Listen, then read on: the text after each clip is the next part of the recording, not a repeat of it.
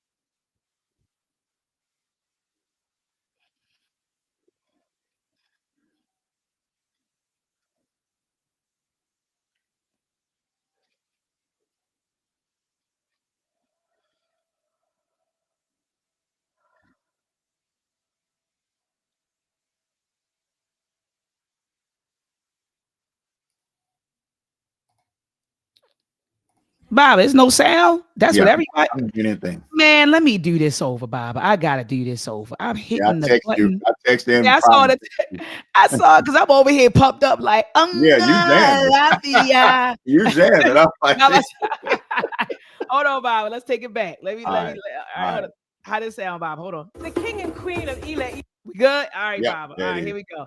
Here we go. Let's take it back. Let's take it back, y'all. My bad. Here we go. Run that beat back. Let's run it back. Funga lafia, ashe ashe. Funga lafia, ashe ashe. Funga lafia, ashe ashe. Funga lafia, ashe ashe. Tabo elekwa, ashe ashe. Tabo elekwa, ashe ashe.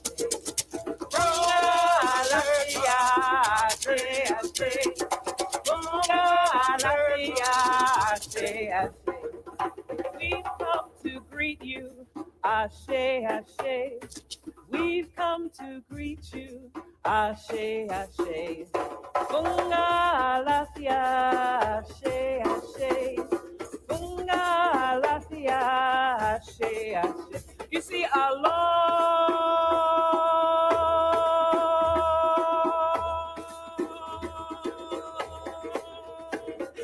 time ago, the king and queen of Ile Ife, would you say Ile Ife?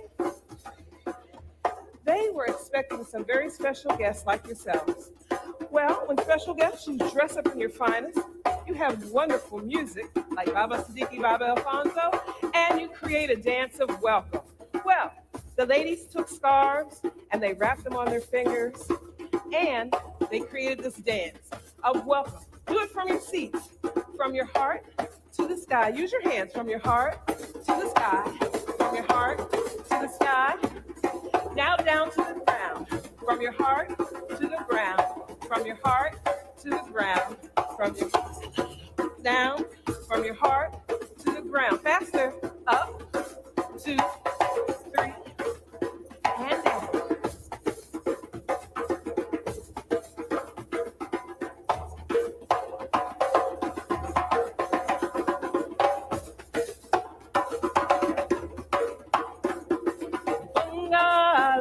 Ashe, ashe. Bunga lafia, ashe, ashe. Bunga lafia, ashe, ashe. Bunga lafia. Take your arms to your right. We're here to greet you, ashe, ashe. We're here to greet you, ashe, ashe. Bunga lafia, ashe, ashe. Bunga lafia. Can I get everybody just to clap?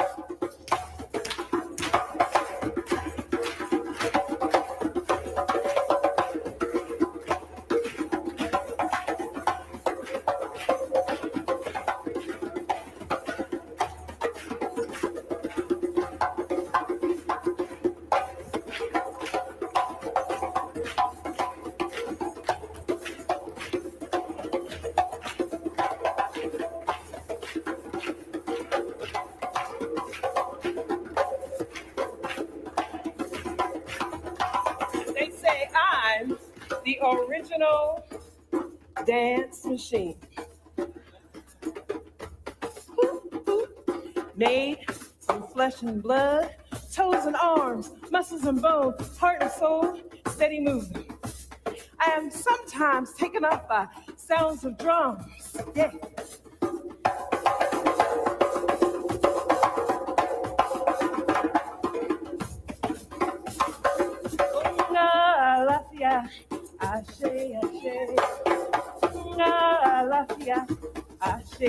Don't see your arms moving.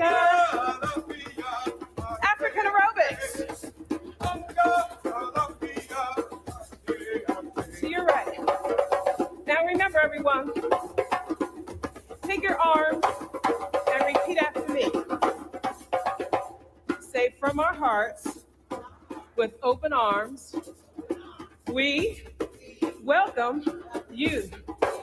Say, Alafia, Adekwe, welcome, Akwaba. We're here to greet you. Ashe, Ashe, Bunga, Lafia, Ashe, Ashe, Bunga, Lafia, Ashe.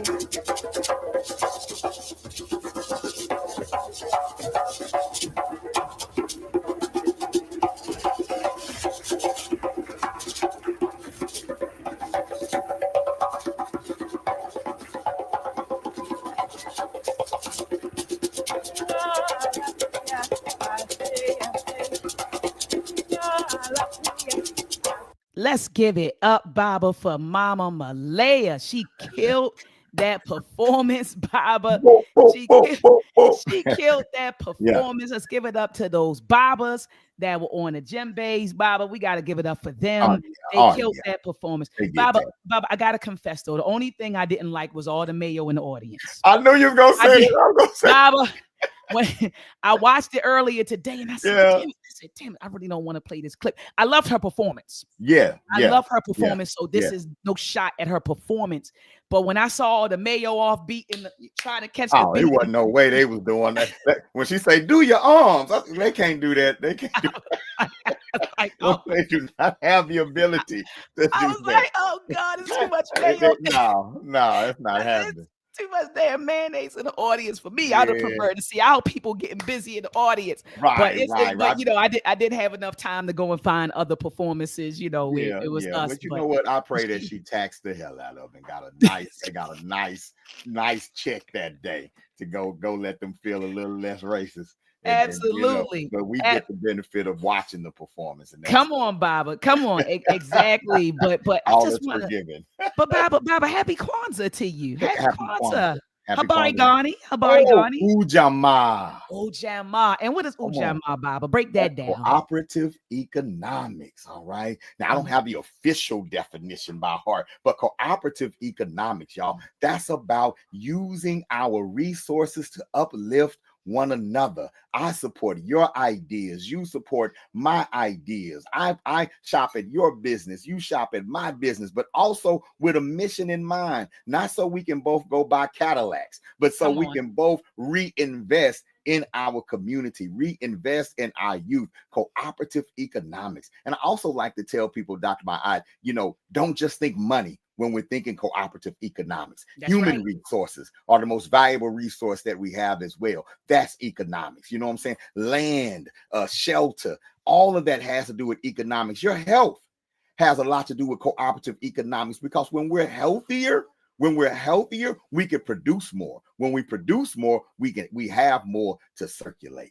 Right. So that's what Ujamaa is all about. Us thinking about how we can connect our resources together to where they will continue to circulate and build up as we move forward, right? I say, Bob, and speaking of a resource, let's talk about the Uhuru Academy, because I think that the Uhuru Academy it exemplifies what we're talking about right here, right? Cooperative economics and lifting each other up and advancing us as a people. Let's talk about the Uhuru Academy, Bob. Well, the Uhuru Academy, right? It's our online. Well, we got more than just an online school, but Uhuru Academy, founded in 2010, Dr. Ma'ad, we're in our 14th year, and that's because of Ujamaa, cooperative economics. No grant money, no funding from the government, just Black people circulating their resources to make things happen. And this is the greatest education experience for Black children in the world. Our Uhuru Academy online program, K through 12, private education. Your son Jalen can attest to this, one of our prize students. They're not just learning about self, they're learning about each other and how to communicate with each other. They're developing their vision, what they want to be when they grow up, and falling in love with the journey, the work that it's going to take to get there. Our Operation Reconnect adult education program. If you know anybody that stopped out of school, because you can't drop out of something that's already on the bottom, but if you know anybody who stopped out of the school system, right, and still need to earn a high school diploma, but most importantly, need to put together a plan for success, y'all need to visit uhuruacademy.org. And it's fundraising season. So now I can't promote the school without saying you can also donate. All right. You can also donate and support the Uhuru Academy by going to the site. There's a donation tab there, I believe, but also you can do it quick with that Cash App. Y'all know how we do it. Yeah, and y'all, let's do that right now. Right now, I want you all to join me in sending the Uhuru Academy. Where's my cell phone, Baba? Let me get my cell phone out. Let's send the Uhuru Academy. Let's get the Uhuru Academy. Look at him. The guy texted me. The guy texting me right now, Bob. He got cold feet. He's scared. Hold on. He texted me right now. And why y'all are doing that, why y'all are supporting the Uhuru Academy, I just want to let you know that when you support us, you're supporting work that's happening, not work that's gonna happen. You're supporting work that's happening right now. You're supporting our teachers. You're helping us provide scholarships and keep our tuition affordable for our students and our families. You're helping us travel from place to place, training public school teachers, training other private programs on our proven methodology, right? So when you support the Uhuru Academy, everything that comes in, we pour right back into the school, right? And so we really appreciate all the support that we get. Family, right now, you see the Cash App on the screen. Go to $$ Uhuru Academy. Send what you can. $20, $10, $30, $50, $100. You know, send what you can right now. Let's bless Baba. Let's bless. And I want to say this. We're not just blessing Baba, right? We're blessing the mission. We're blessing, like he said, their ability to continue the mission, right? To develop our babies. So let's send him something right now. This is and look, in the name of Ujamaa Cooperative Economics. Ashe, family. And then also, hold on, Baba. I gotta bring up, you know, Baba, I gotta bring up conscious ingenuity. That's another, you know what I mean, Baba? That's another valuable resource, Baba. So let me bring up conscious ingenuity. Let me go to this tab right here. It's easy to do it this way. Here we go, y'all. Conscious ingenuity. This is an African-centered STEAM program. Notice, family, I have the double A's in there. With art and agriculture, very vital, you know, to our advancement. Very vital to our advancement, family. So this is an African-centered science, technology, engineering, art and agriculture and mathematics program. Baba, initially we were servicing, we were focusing on K through 8th, but we're getting ready to go from 8th through 12th. We have a partnership with the WIB Central Maryland, and we're getting ready to start going into the high schools to do some college prep work with them. And so anyway, family, our focus, we explore coding, electric circuits, artificial intelligence, machine learning, cybersecurity, robotics, and more. We focus on character building.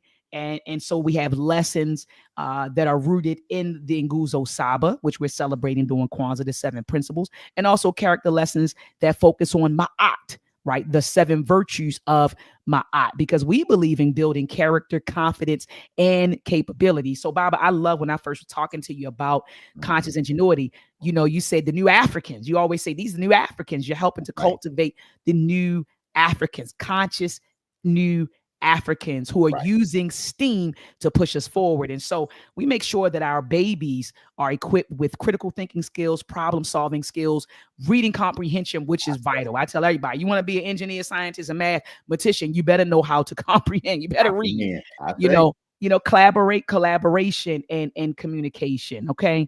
And so anyway, family, I want to show y'all the team though. Oh my gosh, Baba. I don't know if you've been on a site lately, Baba.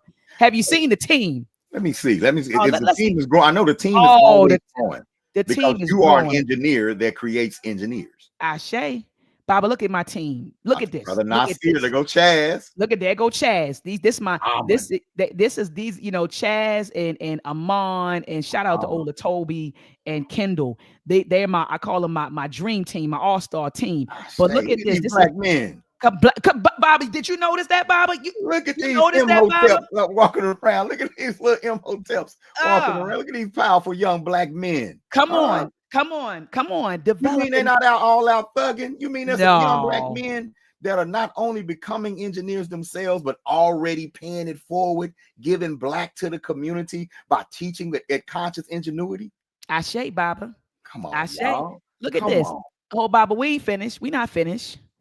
Baba, we not finished. We still going. Look at this. Baba, we still going. We still going. Look at this. And Baba, I'll be adding 6 more instructors in the spring to this. 6 or 7 more instructors will be here. So we'll be up to 7. We'll be up to 20. 20 young black engineers who are going into the community teaching our babies STEAM, Baba. STEAM. Ashe, Baba. Ashe. Look, I love you. Now, if this isn't the spirit of Kwanzaa, nothing is. I see Umoja here. I see unity. I see self-determination, Kuji Chakalia. I see collective work and responsibility, Ujima. And I see cooperative economics right there at conscious ingenuity. Come on, embodying it, purpose, creativity, Imani, faith. Dr. Mayat, hats off to you.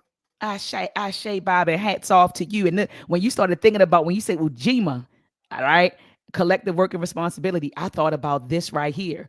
This project that you and I have together, the UACI STEM camp, which is going on right now. I know tomorrow is our last day, and our graduates will be graduating. Baba, the camp, I mean, phenomenal, Baba. I loved your history lessons. You went all the way in on the African origins of humanity, because you like, look, we can't talk about all this science and technology and engineering and mathematics without centering Africa. We got to send to Africa. So you laid that foundation. Then, Baba, after that, you started hitting them with the Lumbambo bone and the Shango bone, the oldest, mathematical artifacts in the world that go back 35,000 years. Then after that, Baba, you hit them with, the astronomy, African astronomy. Then after that, you hit them, Baba, with the University of St. Ray, letting them know that we had our Baba, you was killing the lessons, Baba, and the kids were loving you. I had people on the ship listening. They like, who is that? I love what he's doing. Who is that? They on the cruise ship listening to you, Baba, in the child hall. So it was just a wonderful endeavor. Our kids learned about the fundamentals of coding, and I love how we piggybacked off each other. So we, they had to code, but they had to code about something that they learned during their history lessons. Oh, that was beautiful. Baba, we went in. No, and young Nasir, our instructor, our STEM instructor, Nasir did a wonderful job. And there's nothing more affirming than knowing that the next generation is about to pick it up when we decide to put it down. When we decide to get out here and write our books and just tour and look around and let everybody call us Nana and stuff, right? We know that the next generation has picked it up and taken it to another level. So shout out to all of our instructors, Chaz, Sean Gales, Nasir. Look, powerful team. And this is cooperative economics. That's right. This is our example. Y'all saw Uhuru Academy. Then they saw conscious ingenuity. Then we hit them over the head with Uhuru Academy conscious ingenuity. UACI. Exactly, Baba. Exactly. I'm like, and this is better than we can tell you. That's right. We can show you better than we could tell you. So, family, make sure that you support all of this great work. And, I feel like, Baba, help us help you, right? Like, help us, basically. Not even just you. Help us, help us. Ashe. Right. And so anyway, family, you all see, and let me get this ticker off the bottom. You all see the title, Man Confronts Dr. Ma'at about Dr. Malana Karenga in Kwanzaa. And one thing, Bob, and that's why I started it off with that sister's performance, just in a joyous mood, a happy mood, because one thing I'm not going to do is allow anyone to steal my joy. Ashe. And another thing I'm not going to do is allow anybody to bully me into not celebrating Kwanzaa. Another thing you all aren't going to do is bully me into not celebrating my African ancestry. That's what y'all not going to do. And so I'm one of those people, Bible, when I feel like somebody's trying to bully me, I fight. Right. I fight. And so it's been every year for the past 8 years when I'm online in these YouTube streets and I promote Kwanzaa. And I even had Dr. Milana Karenga on this platform a few times. And I got a lot of pushback, from, I don't even want to call them elders. They're not my elders. I would call them olders, because I have a set of elders that I get counsel from. So I wouldn't call them my elders, but I would say there's some olders who reach out to me. You had that informant on your platform. You promote. I mean, every year, Baba, it's like clockwork, and that's just what I said on the ship, Baba. I don't come to your post when you're celebrating Christmas and leave comments under your post and ask you why you celebrating this pagan white man's holiday. I don't do that. I don't go to Facebook and comment under those cheesy family photos where everybody looking crazy with the snow bunny, the Frosty the Snowman pajamas and the hats and stuff. I don't do that. So let me celebrate my Kwanzaa in peace. But the same people, Baba, I'm talking about that talk about Kwanzaa, you look on their page, they're celebrating Christmas. And I don't say anything about that. I let you have it. If you want to celebrate, got the tree up and everything. You got the tree up, you got the white Santa Claus. If that's what you want to do, that's your prerogative. I don't say anything, but don't come over to me on my page and y'all celebrate. That's an informant. That it's not a real holiday. It's a made up. What holiday isn't? What holiday isn't made up? But we'll get there, Baba. That's not an African holiday. Anything Africans create is African, no matter where we are in the world. But anyway, we'll get to that, Baba. But you're not going to bully me into not celebrating Kwanzaa. That's what you're not going to do. And at the beginning of this discourse, remember, Baba, backstage, you said, "Oh, you a fighter." You a fighter. You said you fight. I think you said you're a fighter or you're a warrior. One of the other. That's what you said. I mean, you said both. You said both. And I said, Bob, the first person to actually say, the first elder who said that to me was Mama Yaba Rudy. Mama Yaba Rudy. And also, no, I can't say that. Queen of Four. I met her in 2014, and then it was Mama Ya. And then after that, it was Mama Ngina of PLM. And so when I first met Queen of Four, she grabbed me and she said, "Ooh," that's what she said. All she did, and my cousins and my son, all of them were with me. And she walked up to me and she said, "Ooh," she said, "Oh my goodness," she said, "You're powerful." I didn't know what this woman was saying, Baba. This was 10 years ago. She said, "Oh," she said, "I can feel you." And she said, "You strong." That's what she said. And she walked away. She did that, grabbed me, and said, "You strong." Then Mama Ya, I was on the telephone with her, and she said, you're a warrior. And Baba Rudy, got to shout out to him. He always called me his warrior daughter. Shout out to him. Yeah. But so I fight, Baba. You know what I mean? Yeah, Baba, it is not forced. It's not forced. This is coded in your DNA. You're not acting. It's not a trauma response. None of that. You've been this. You've been this since ancient Kush. Yeah. You've been this. You've been there since ancient Kush. And look, you got a warrior at the house, so you know when a woman's a warrior because you got one in the crib. Surrounded by them. You know what I'm saying? I don't know what. I was like, I don't need bodyguards. Meet my wife. So yeah. And Bob, I remember we was on that Zoom call with Ark, and I thought he was trying to come. And I said, and I had to call you the next day. I said, Bob, I'm sorry. Because I realized that's my love language also, to protect the people around me that I love and care about. That's also my love language, And so anyway, so a lot of pushback, Bob. It's always pushback around Kwanzaa time. And so there was this brother family. This title was not made up. I told Baba about him. As a matter of fact, he's in my DMs right now. His name family on IG. Here's his claim to fame, Baba. He talking about, he said, make sure you spell my name right. I said, I'll be speaking of you.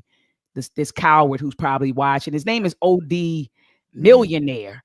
And so he's on IG family. I put up 2 clips of Okunini or Abimfo Milana Karenga explaining why he created Kwanzaa. And so, of course, there's always these agents, and I'm going to call you an agent. Right. There's always these agents who come under the post. Oh, you celebrating this clown. And I mean, just completely disrespectful. He's an FBI informant. You go so hard for him, Dr. Ma'at, and you promote him and and so it was all of that, Baba. So I said, okay, instead of going back and forth with him, I said, come on a platform. Let's have a public discourse about this. I even family sent this link to Marcus Klein out at Freedom Home Academy. Now, salute to him. He's doing some great work out there. He's doing some great work.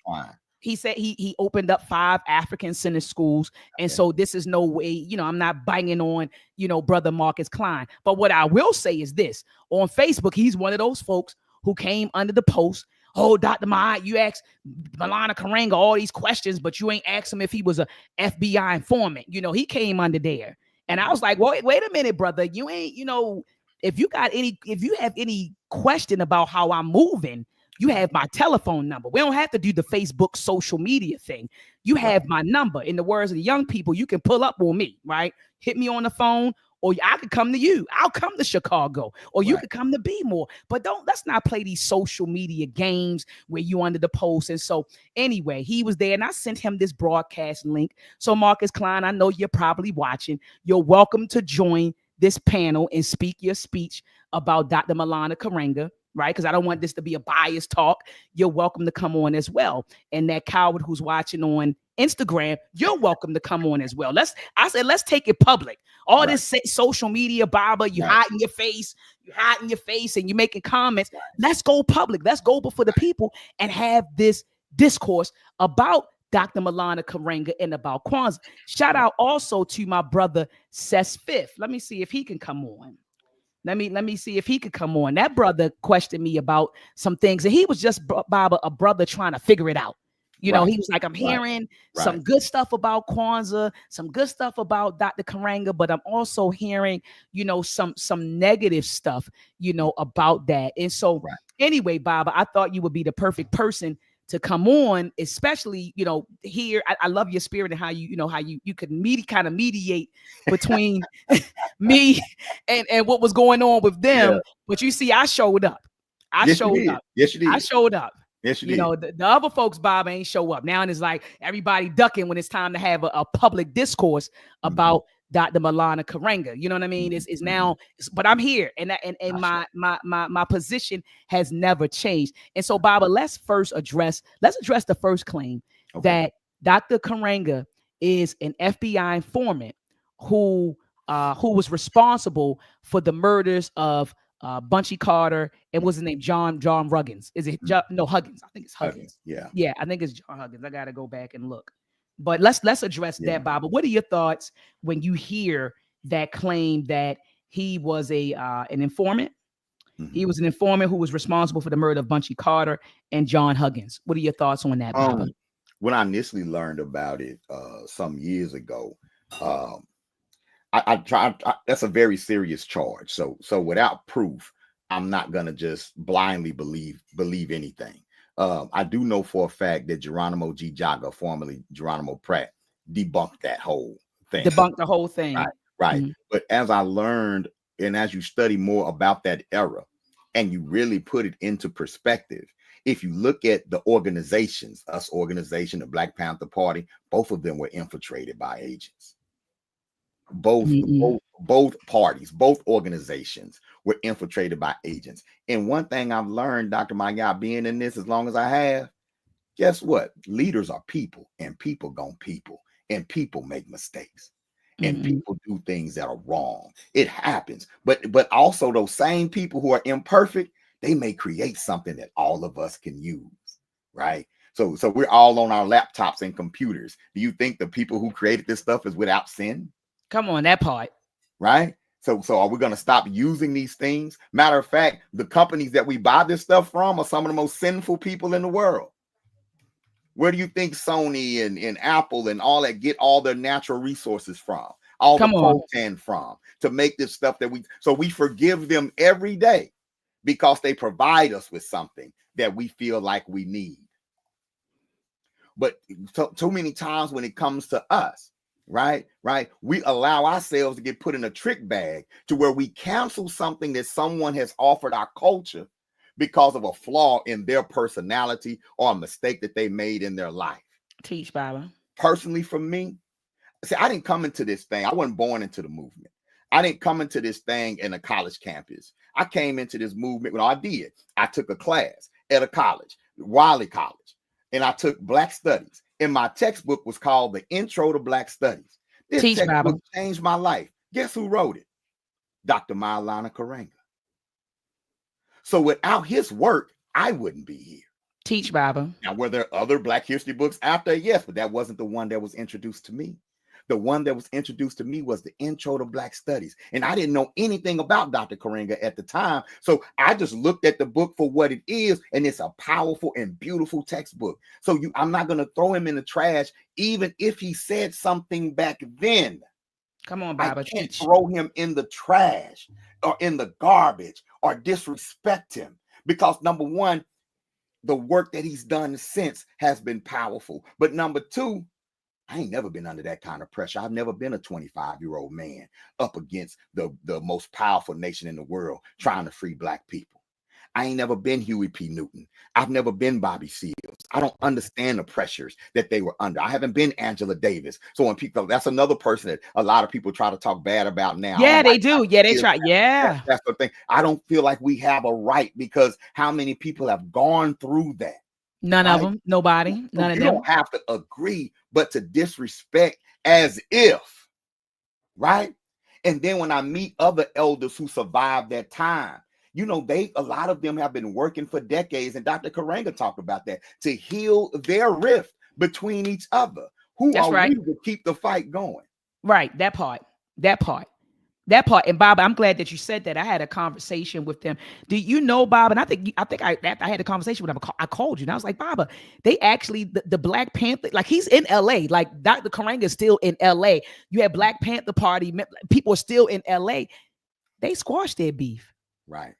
They actually drew up a letter. I'm gonna get it with people's signatures on it, Baba, like a decree, like a document.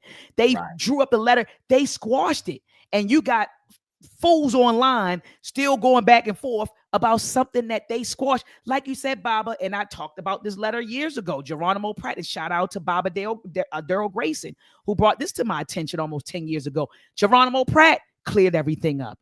And so it's really a lot of ignorance that we're seeing online. And the reason why I say foolishness also, Baba, is because even when you tell people these things, they still want to continue the madness. And this is when I say you're an agent. This is when I start calling you an agent of chaos. You are an agent now, because even after someone says, hey, this is the truth, look at it. The letter's online. Family, I'm going to drop the link in the chat. Right. The letter is online. Geronimo Pratt said that Elaine Brown was the informant. She was sleeping with everybody. She was sleeping with people in the Black Panther Party, sleeping with folks in us. And they, you know, it was an argument that happened at UCLA, where the two brothers took out their guns. It was all over. They said Elaine Brown. I have the word. I can pull it up. And let me put this in the chat, Baba. Let's go through this. Hold on. Let me put this in the chat. Right. And she for wrote these one agents. of my favorite books, The Condemnation of Lil B. Let's put this in the chat. So next time someone tells you he was an informant, he was responsible for the murder of John Huggins and Bunchy Carter. Right. Bring up this video, family. Bring up this video right here. And let me make it bigger on this end, because I know it looks a little small, Bob, on your end. No, I can see it. Oh, you can see it clear? Mm-hmm. I need some glasses, huh? I can see it clear. I'm like, let me zoom in on that. So it says right here, this is Geronimo Pratt. This was a letter, family, that was written and is published by, peace be upon his soul, Geronimo Pratt, you know, who spent 27 years of his life behind what I call the G wall. And he was found innocent after spending 27 years. I think he got released in 1994, and he came out. He won his lawsuit for $4 million. And then I think, Bob, he left the U.S., went to Ghana, and ended up passing from malaria. I think it was malaria that got him. But he left the U.S. Like I said, 27 years here. He put in that work. and I think he was like the Minister of Defense, but put in that work, did 27 years for charges that he did not, charges that he did not do. Right. He was a political prisoner. All right. So he says here, my first remembrance of Elaine Brown was when I was conducting security for Eldridge Cleaver, October 1968, with a question mark, probably trying to figure it out. He says after, I guess that's Eldridge Cleaver gave a rousing speech at Pavilion, UCLA. This girl came to the security gate crying and begging to meet him, right? She was escorted by Bunchy Carter, whom I was standing with, and he began to question her. She said that she was Elaine Brown and was in awe of Eldridge and wanted to meet him. Bunchy arranged a meeting after consulting with Eldridge Cleaver. He says during that period, he said, I was assisting Bunchy, in developing his security forces and techniques, and made note of this breach of protocol, right? Because, now you're taking this chick, backstage to meet him. And I'm not saying chick in a derogatory way, family. I'm just talking. But you're taking this young lady back there to meet him. And so Geronimo's like, hold on, this is not protocol. You see what I'm saying? So he take him back there to meet him. And he says Eldridge later explained that she only wanted him. I can't say that on YouTube. Right. So she only wanted to get laid, and he saw it as his duty to implant his D-Power program. So that's all it was. She was just trying to smash, right? That's what the young folks say. She's just trying to smash. He said the next time I remember seeing Elaine with a couple of months later, because it's been reported to me that she was John Huggins' new lover while his wife Erica was pregnant. Okay. So this is what's happening. A lot of this stuff, and like you always say, Baba, these cats were young during the Black Panther Party. The average age of the Black Panthers was 18 and 19. That's the average age. And you had some in their 20s. If you was 31 in the Black Panther Party at that time, you were old. You was an elder. That's right. So these were young people doing young people things. Absolutely. So they screwing. He got some woman pregnant. So John got a chick pregnant. He's screwing Elaine on the side. And it says at that time, Elaine was dubbed as another girl who wanted to have sex with people within leadership positions, right? So it says she was dubbed as another girl who wanted to have sex. Yeah, I don't know what this right here, Bob. It looks like women with men. So it's a / with men in leadership positions, which placed her in a higher, look at this, suspicion in my security files. Bunchy and I were sharing an apartment, and I remember that night we discussed John Huggins' relationship with Elaine and how displeased Bunchy was with John's sexual activities with this girl, because Bunchy felt, very close to his wife, Erica, and he didn't want her to find out. Let's keep going, y'all. Let's keep on going, because we're going to nip this UCLA stuff in the bud. Hold on, Bob. So he says, I had no idea that, but a few weeks after this, so this is on 1/17/69, on the campus of UCLA at a carefully prearranged meeting. So it's a prearranged meeting, Baba, us and the Black Panther Party. So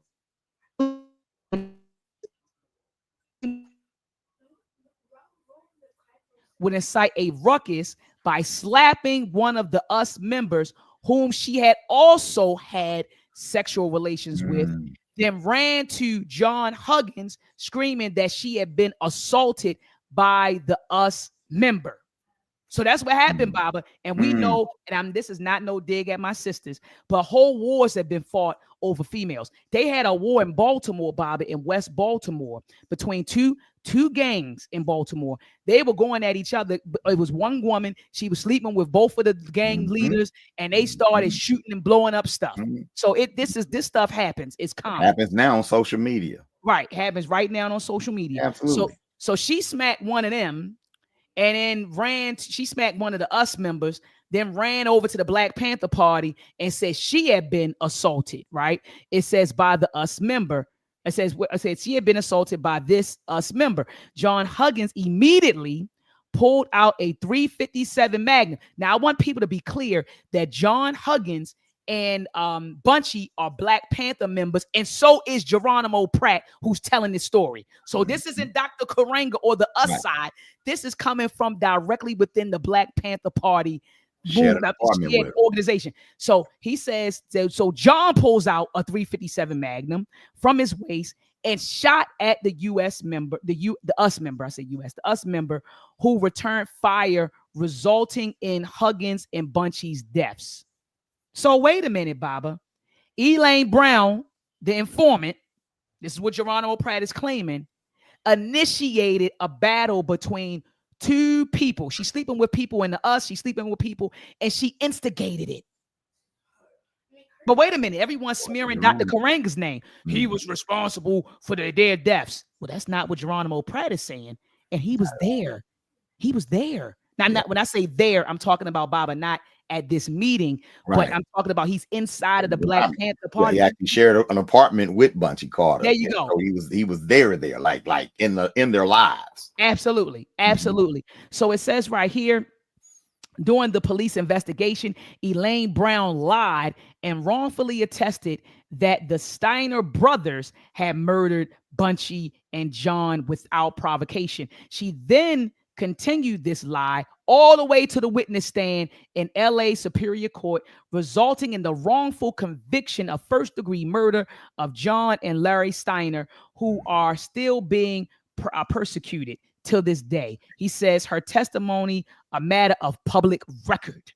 So this is in the public record, Bob. Nobody's making this stuff up. The pandemonium and turmoil that ensued the death of our most revered leader, Bunchy, made it nearly impossible to get a hold of the raging fratricidal situation. But as soon as the smoke began to clear, the pieces began to fall into place, clearly implicating Elaine Brown as the instigator of the entire deathly drama.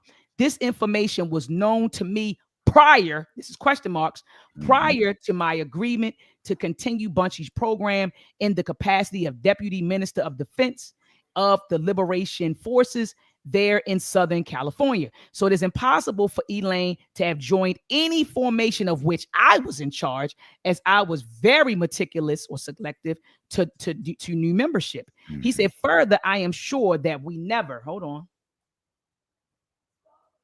Bob, let me scroll down. Right. Further, I'm sure that we never permitted membership to anyone, capital letters, who testified for the pig so-called justice system, as they were known as snitches and or rats. My security reports were sent to various leaders in the movement, but was continually watered down by those leaders who had become victim to Elaine's sexual manipulations.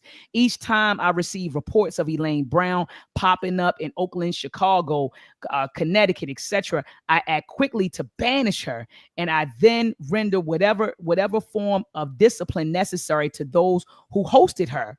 He said our main obstacle in handling this at this time was the sad alienation of Elaine, who had by then fled and was our international ambassador and was adamant in giving.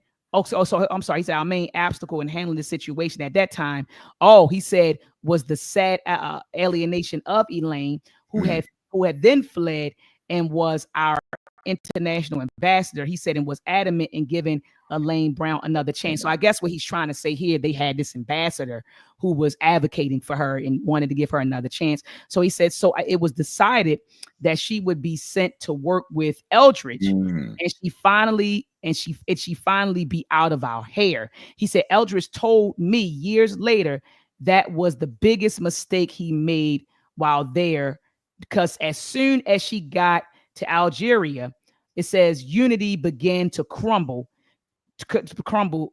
too. I guess it's an exclamation point. Crumble. And before he could rectify the situation, Elaine was gone.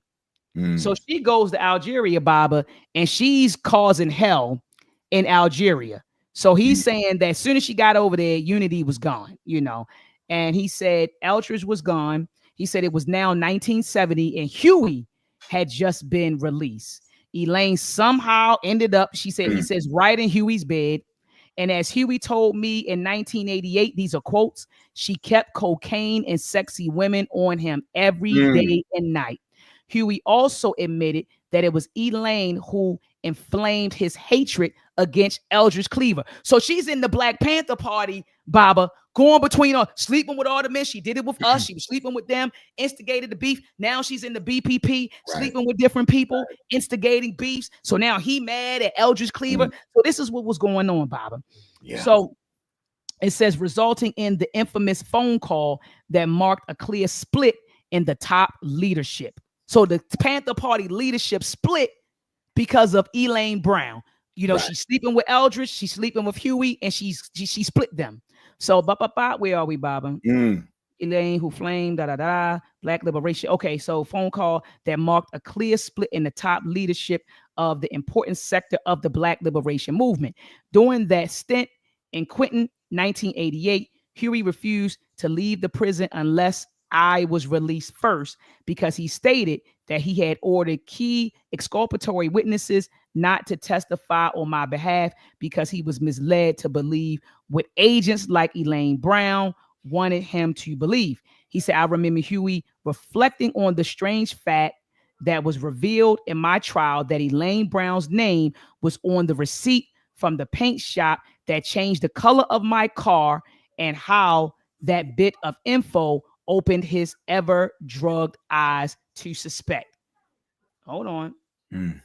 So she set Geronimo Pratt up too. This wasn't just, this wasn't just Huey, she set them up too. Right. So it says right here, then he told me that he learned that she testified for the pigs, lying on these brothers, as he put it, when everyone knew that they did not shoot Bunchy or John. They knew it. So they knew the Steiners didn't do it. Right. He said it took months for him to raise out of the euphoria, and realize that he was surrounded by agents. He was surrounded by agents. So you had agents in the US organization, you had agents in the BPP. Yeah. And so Huey, people thought that Huey was just paranoid, like he on those drugs or whatever. They thought he was paranoid. So it says right here, he put Elaine in his Panther jail, but was overtaken by a barrage of advisors who consistently tell him that he was going through a severe stage of paranoia. It says next thing he remembered, Baba, was that Elaine was out of his jail and had gotten Masi to get her back in the mix. So she's back in the mix. So it says all throughout these conversations, Huey made sure to mention Elaine Brown's complicity as the FBI agent, including her occasional meetings with some white dude. Some white dude. It says, I remember stopping him to say that way back in 1970, the Sunday, or Sandra Red Pratt, was the first to report to me about Elaine's meeting with this white fella at a LAX hotel. Okay. It says, we now know that the white dude was the same Kennedy super-minded control CIA chief, of the site wars operations against many key forces for the Black liberation, including SCLC. So this I want to stop here, Bob, because the letter's almost over. I was getting ready to stop. Like, it's too much for me. I'll go get to the bill.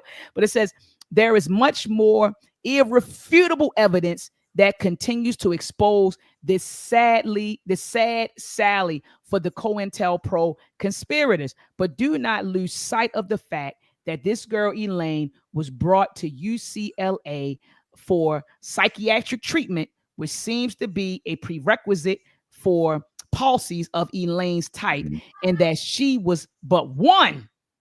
Baba, she was one. It was many of us. She was but one, though a very important one, and so many others who were used unwillingly as moles, provocateurs, etc. Right?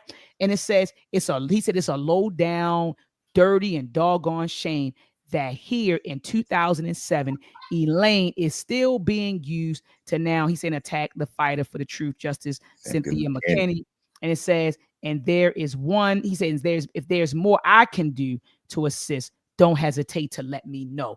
These are the words, family, of Geronimo Pratt. I dropped the link in the chat. We read the entire letter to you that is accessible online, so we can put to rest now that Dr. Milana Karenga was responsible for the deaths of Bunchy Carter and John Huggins. If you're saying that at this point, after getting this evidence, then you are an agent. You just want to continue to believe the COINTELPRO propaganda. You want to continue the propaganda that the feds put out there. That's just something you want to do, right? Because you're probably an agent of chaos and you don't want black folks to move forward. So we can lay to rest that Dr. Malana Karenga killed, because if you go, Baba, if you go on Wikipedia, I'm going to pull up the Wikipedia. Everybody go to Wikipedia right now and pull up Bunchy Carter.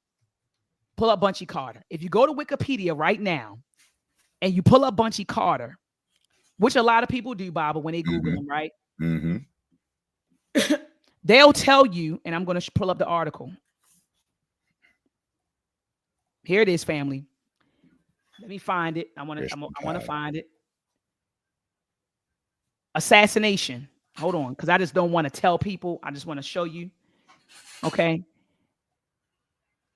So it says right here, during a meeting of the Black Student Union of UCLA's Campbell Hall on January the 17th, 1969, Bunchy Carter and another Black Panther member named John Huggins were heard making derogatory comments about Ron Karenga, okay, the head of the organization US. Other accounts mention a heated argument between US members and Panther Elaine Brown. An altercation ensued during which Carter and Huggins were shot to death. You know what I mean? So it says Black Panther members originally insisted that the event was a planned assassination, because remember, Geronimo Pratt said they pre-organized this, they pre-arranged this. Right. So it says that it was a planned assassination, claiming that there was prior agreement that no guns will be brought to the meeting. But remember, there are guns on both sides. It says that BPP members were not armed and that the organization US members led by Ron Karenga were. Organization US members maintained that the meeting was a spontaneous event. Former BPP Deputy Minister of Defense Geronimo Pratt, Carter's head security at that time, later stated that rather than conspiracy, the UCLA incident was a spontaneous shootout. It says the person. So this is misinformation, Bob, but this is disinformation that's on Wikipedia. Right. He never said that it was a spontaneous shootout. He never said that. He never said that, they were making, Huggins or John Huggins and Bunchy were making derogatory comments about Dr. Karenga, and that's why. He never said this. So this is the information, Bob, because people are not going to read the primary source, the facsimile of the primary source we put up, which was Geronimo Pratt's account. People are going to do a Google search real quick. Right. And come to Wikipedia, read about Bunchy Carter and say, the US organization, they was the ones responsible. And even Geronimo Pratt said that it was this is disinformation right on Wikipedia. Right. And see, Brother Ankh wonders why I don't do this. You never hear me reading Wikipedia articles. Right. And I'm not saying that all Wikipedia articles contain misinformation and disinformation, but here you see a clear example that it does. So I just don't. So we got to remember, we can't just Google things and say this happened because I read about it on Google. Right. And I just showed you a facsimile of a primary source from someone who lived this experience, who was the Minister of Defense, who spoke to Bunchy Carter, who had connection with Eldridge Cleaver and Huey P. Newton. So at this point, we can lay to rest that he was responsible for that. Right. That he was the informant. Clearly, it says right here that Elaine Brown was the informant. Baba, what's your thoughts?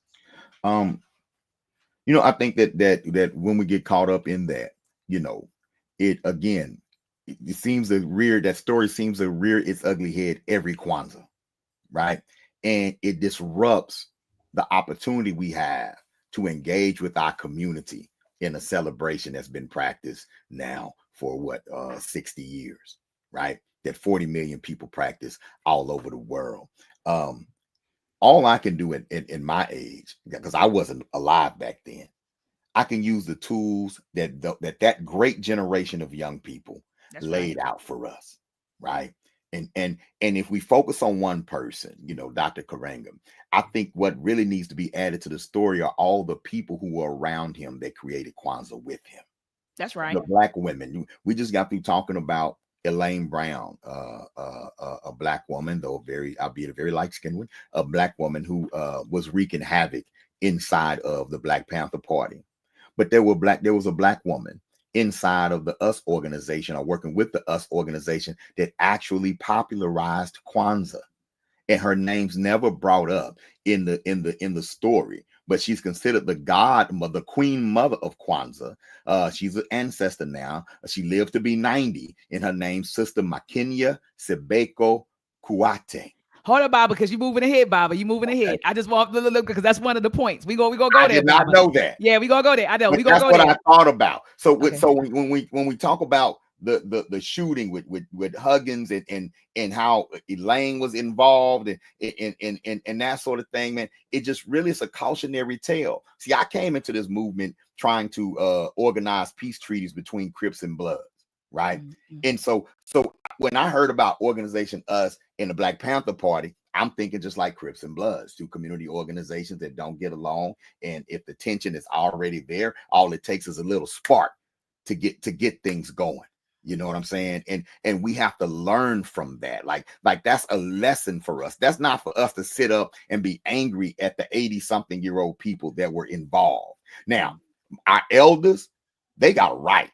Those who lost people, those who had people go to jail behind these agents and all that, they have every right to say, no, we not fooling with them. There are ideological reasons we don't fool with certain people, the whole 9 yards, right? But we have to be careful as their children that we learn from what happened, more so than becoming so emotionally vested, you know, that we just start throwing darts at each other, and we're not out here putting in work like we're supposed to be doing. Mm-hmm. So what irks me is when somebody's calling people agents, FBI agents, and you ain't even active. You're not even an agent for us. You ain't aging. You just aging. You ain't doing anything but popping off on social media and your opinions, you know. But when we call you out here, say, hey, let's do something for the youth. Black folks ain't ready. Oh, let's start a school. Oh, we need money. They ain't gonna let us do that. Oh, well, let's get out here and do something honoring the sisters. Sisters ain't appreciative. So it's always something wrong with us to keep you from getting off your butt and bring your Black power self outside to make something happen. It's so easy to poke at something and use it as an excuse to not get involved. Okay, you don't like them? That's fine, right? Do you like Black people in general? Do you want to do something for your community in general? If so, what is that? But don't come at me when I'm organizing. I got other people with vested interests organizing events around Kwanzaa and bringing Black businesses together, circulating and having fellowship and helping families come together. Don't step to me talking about who was an agent. Unless you can show me your event. Unless you can show me your institution. Unless you can say, man, don't do that. Do this. We always get the don't do that. We don't get the do this. That's right, Baba. Criticism is welcome. Examples are preferred. Come on, that part, Baba. That part. Criticism is welcome, but what, Baba? Examples are preferred. I'm a visual learner. You can't just tell me what to do. I'm gonna mess it up. When my wife sent me to the store on memory, I never get it right. My daughters told me to get some whipped cream last night, and I got some cream whip. I got something that was totally not what they told me to get, right? But you know why? They didn't text me. I'm visual. I gotta see. So all of y'all out here saying, do this, do that, don't do this, don't do that. You can show us better than you can tell us. It's okay to be critical, but it's better to be an example. And don't be one of those people that sit back and poke at everybody's example, but you're not providing one, except how to not get involved. That part. You're gonna go right back to work for FedEx tomorrow. You Mustafa Africa on the internet. You Clyde at FedEx. So you finna go to FedEx tomorrow and be Clyde, deliver them packages, say yes, sir, yes, ma'am, to all them white people. Then on your break, you're gonna get online. I can't stand these old agents. I can't stand these agents. These agents. Clyde, yes, ma'am. You're gonna put some, yes, ma'am. Clyde, we need you. And you're gonna run and go be Clyde. Okay? I bob Amin every day. I wake up in the morning, I'll be Bob Amin. We doing UACI, the graduation. You know what I'm saying? All day. I ain't clocking in nowhere talking about Steve. Hey, Steve, nowhere. Right? Oh my gosh, Baba. So y'all, come on, y'all. It's about that action, Dr. Maya. No, absolutely. And we can reflect. We got to learn from the past, and let's debate over the past. That is fine, but let's do it in the spirit that we're going to come out of it with a lesson and some proactive action for now. Hey, Baba, but let me tell you, I know you said we debated over the past. I'm done with that. So I'm like, the next time somebody come to me, I'm just going to give them this video because we don't have time. The condition that we're in right now, Baba, we don't have time. We have to stay the course and do the work. So this is my last. And Baba, if it's not smack me silly, this is my last time addressing these fools. And then you see how they don't show up. I'm sending a link. Come on, let's have a public discussion. Everybody running and ducking and dodging and don't want to come on the platform. Eddie, shout out to Eddie Kane. He said no call, no show with laughing emojis. Yeah, and I put the link in the chat for some of you. I see you, Jesse, from the UK and somebody else. I put the chat in the link for you all to come on this platform and speak your speech. But at this point, Bob, I'm not debating whether Dr. Karenga was responsible for Bunchy Carter and in the deaths of Bunchy Carter and John Huggins, and whether it was a planned assassination. I'm not debating that. Here is a letter. This is public information. You know, people should be able to go online and do their own research. You know, and so I'm done with that, Baba. But let me say this too before we move to the next point. We'll wrap up soon, Baba. 10, 15 more minutes because I know you got to go. But Kwame Ture, they called him an agent at one point. He was accused of being an informant. We got to understand historical context, and we got to understand what was going on then. These kids were paranoid, Bob, they knew that they was infiltrated, didn't know who was who. So any little thing, he's an agent, he's an FBI. That was the word back then. The same way that Tariq and all them call everybody tethers, tether. That's what they were doing back then. Agent, agent, informant. This is what they were doing during that time period, during the Black Panther, during the Black Power movement. That was the word that was floating around. Same thing that people do today. That must be a tether. That must be. They were doing that crap back then, Bob, of throwing this agent word around. So much so that Kwame Ture was even accused of being an agent. At one point, they said Marcus Garvey was an FBI informant. You know, all of this stuff. This is what they were doing back then. And then here we get the 2024, Baba. Look, the Nation of Islam. The nation was considered, you know, oh, they working with the feds. They bad about Mr. Yeah, they talked bad about. And now in 2024, the government's saying, we did it. You know, it was the CIA and the FBI, and it was COINTELPRO, you know. And folks was like, the Nation of Islam, Farrakhan, Elijah Muhammad, they did it. Not saying that it wasn't any beefs. Not saying that they ain't had beefs with Malcolm, and Malcolm didn't have beefs with them. Not saying that. But as far as the assassination, now it's coming out, Baba. It's coming out now. The family, shout out to the Shabazz family. They're suing right now. And they're saying that it was an FBI, CIA NYPD. I think you say NYPD. NYPD, CIA, and FBI. And they said it came from the top.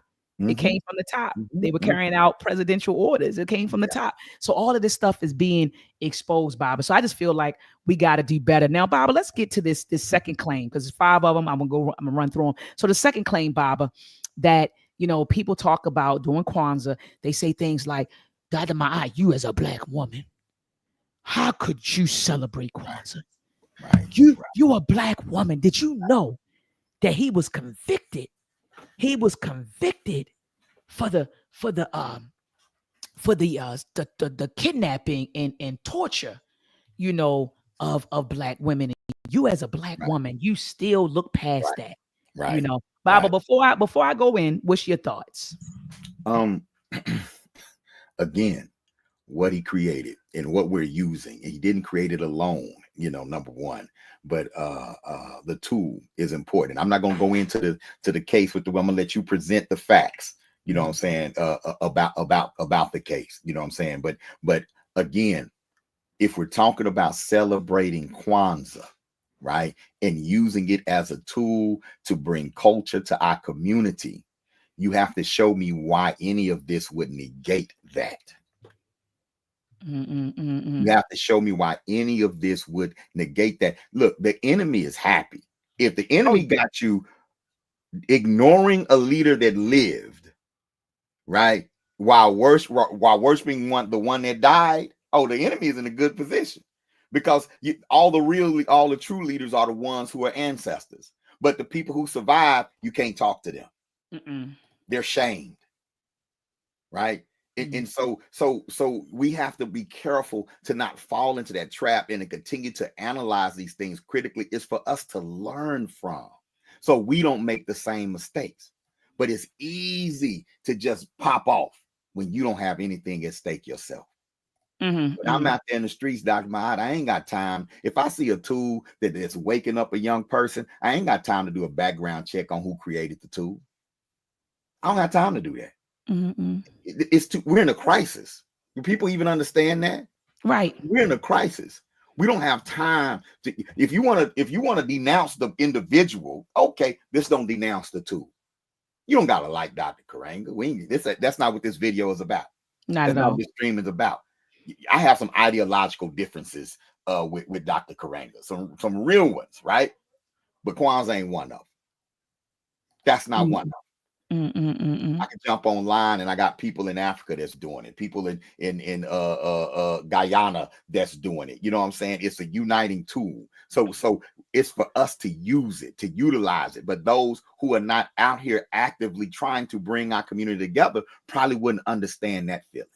Absolutely. And so I get it. So it's easy to say, I ain't doing it, but you're acting like you're taking a principled stance. But is it that? Or is it that you just don't have the skill or the will to get out here and bring our people together? Not all pro-black people like black people. Oh, that's a fact. That's a fact. Yeah, some pro-black people that can't stand black people. That's a fact, Baba. That's a fact. Like you said, they pro-black. And Baba, you know, my position on this, and shout out to Dr. Takai Kilimanjaro. Shout out to him and his wife Ife, Dr. Ife Kilimanjaro.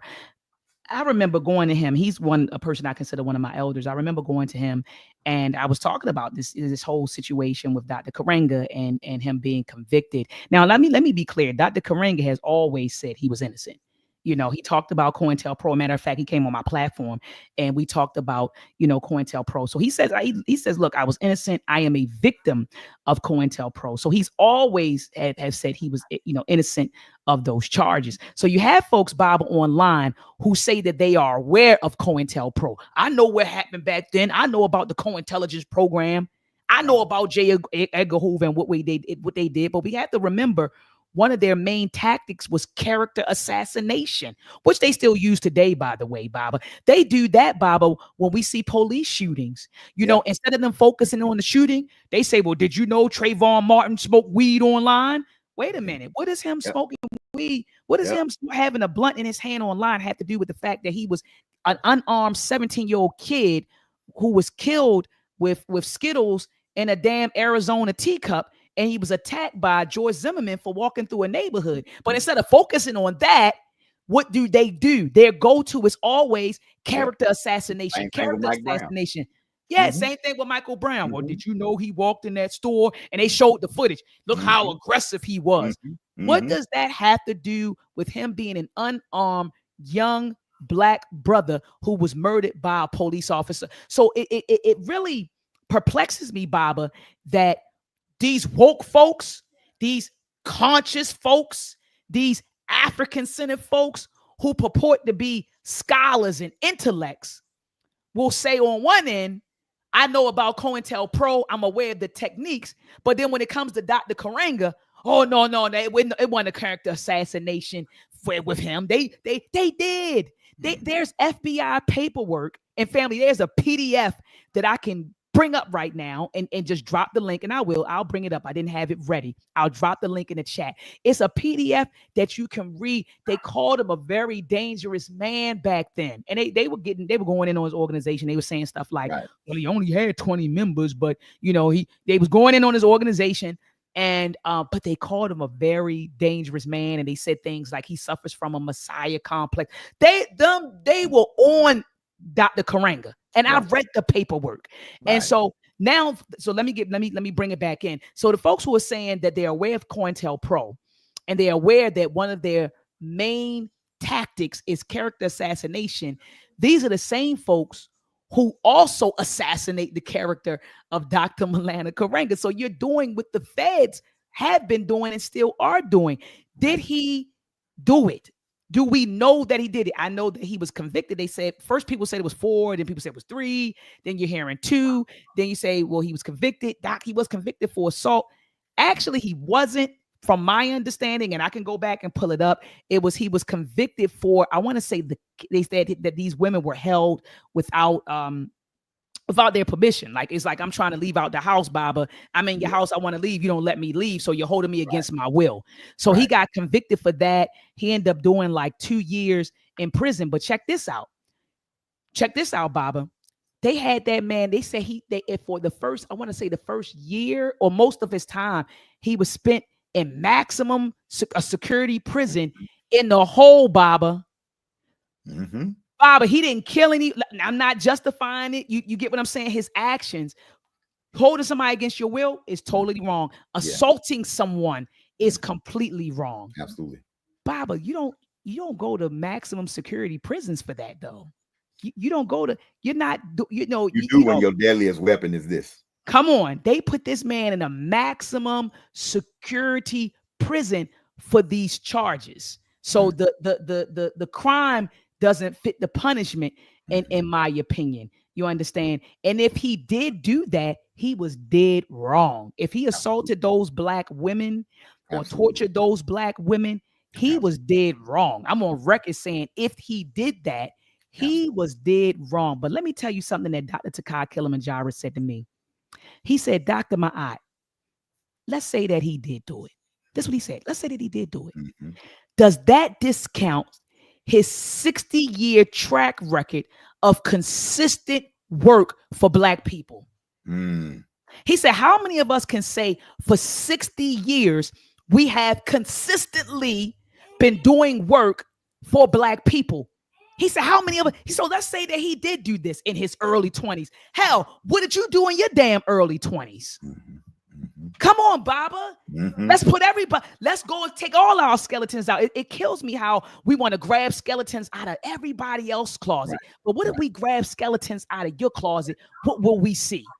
Right. Because I'm going to tell you right now, Dr. Ma'at wasn't always Dr. Ma'at. Come on, Dr. Ma'at was D. Yeah. You come to Baltimore, you ask anybody at Poly who was D. Yeah. D was fighting. D got kicked out for fighting with a knife. I say.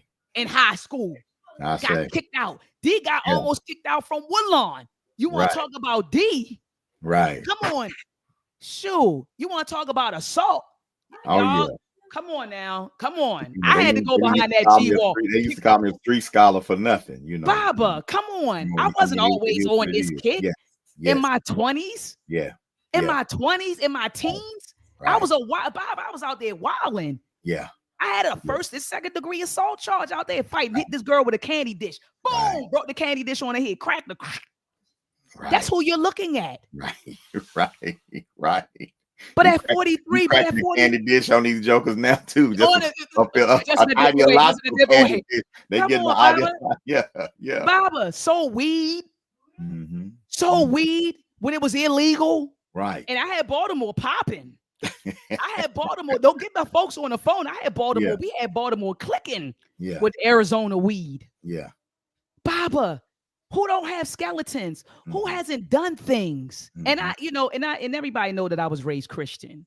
And so I always remember that parable of, remember they was getting ready to stone that woman. And I remember that in church, they was getting ready to stone that woman. And they said, Jesus took the rock and said, well, he who was without sin, cast the first stone. Everybody dropped their stone and walked away. Everybody throwing stones. Absolutely. As if you without blemish. I'm thinking about right now, Malcolm X, who was once Malcolm Little, who in his own autobiography talked about using drugs, talked about pimping women, talked about robbing, talked about putting conch in his hair. So we're going to throw away Malcolm X. Are we going to throw away Malcolm X too?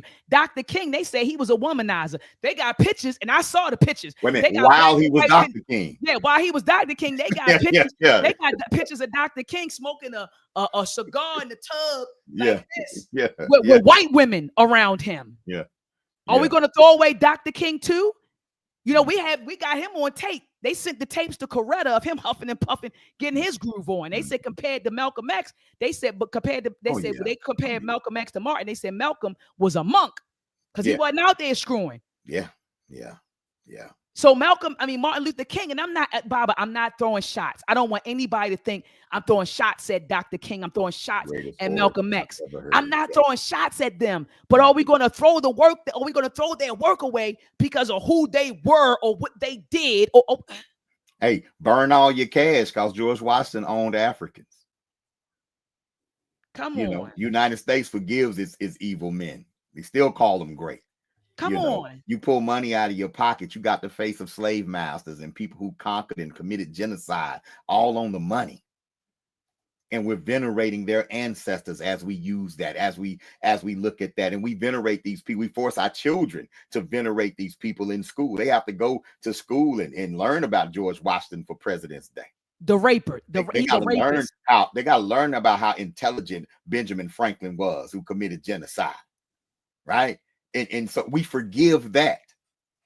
But see, we are predisposed to Black self-hate. Come on, teach Bible. We're susceptible to that because we're taught the same thing about Black people that white people are taught about Black people. So we're predisposed to believing the guilt of a Black man. It's real easy. We don't need evidence. When they said, did it sex trafficking? People said, y'all ain't don't know did, ain't never met did. We just forget, They did Bill Cosby. Yeah, he did it. A lot of people, without evidence. It's like we're predisposed to Black guilt. R. Kelly, we don't need no evidence. We don't know if it was a misunderstanding. It don't have to be. Of course, that's a Black man with some money, but we're predisposed to believing in the guilt of us. That's facts. And we have to be proven innocent to us a lot of times. We won't sit back and say, I'm going to wait for the evidence. Never. I'm just going to wait. The media is going to make a compelling case on why the person is guilty. They always and do. As much as the media in the United States has intentionally maligned the names and the legacy of Black people, while we're not able to sit back and say, let's wait for more information to come out. We also scared to be African. That part. So we are talking about some happy Kwanzaa, or whether it's New African Nation Day or whatever Black power oriented celebration that we're having, we're afraid to do it. So we'll take any type of excuse to not do it, to not be convicted to do it. A lot of folks was clowning Juneteenth till Biden said you can do it. Right. Facts, Baba. People used to high side me. You can take y'all practice that Juneteenth. y'all learn late. And was laughing.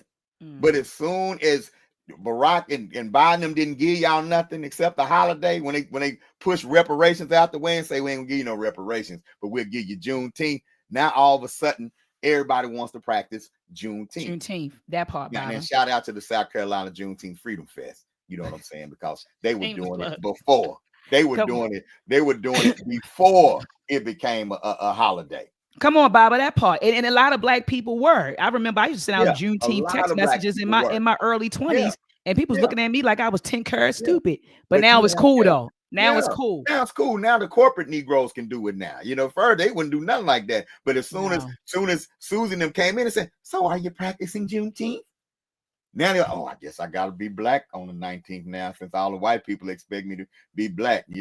I guess I gotta do a little something. Are we gonna do something for the Black History Month program? Are we gonna participate? Man, I don't got this job because I try to not to act Black. Now y'all want me to be Black. Now you want me to be Black. Now the federal government making me be Black. A lot of us are afraid to do anything that's culturally specific to us. Facts. That's why a lot of them try to make everybody the rainbow create hip hop. We just scared to say Black folks created hip hop. Right. Facts. We're afraid to say it. Like it devalues it. If it came from us, it's instantly devalued. If we're accused, we're instantly guilty. We can't have flaws. Any flaw you find, they're gonna get you. But again, post-traumatic slave syndrome. It's real. It's real. Well, if you go out there, you best to be perfect. If Master John see you bent over and you supposed to be standing straight up, he gonna give you 50 lashes. So you had to walk around and be perfect. When we started building towns right next to white towns after slavery, it was a big push. It was like, look, we can't have no drinking in our town. We can't have anything, because anything we have going on in our town, they're going to take it and blow it up. Literally. And you know what I'm saying? Right. No, physically. Absolutely. Yeah. Absolutely. Anything. Anything. And Bob, I just want to add this, because I mentioned Malcolm X. I mentioned Dr. King. I also mentioned how at one point Kwame Ture was called an informant. I also want to mention, and you and I talked about this on the phone, the Black Panther Party. Are we going to throw that away because of the sexual harassment that was going on within the Black Panther Party organization or group? There were cases of sexual assault of women in the Black Panther Party. Let me do another one, Baba. Steve Biko, remember he had the South African Student Organization. There were women, I've seen the accounts online that talked about sexual harassment within the SASO and also the sexism that they experienced in the SASO. There are also accounts of Black women talking about the sexual harassment and sexual assault experience in the Black Panther Party.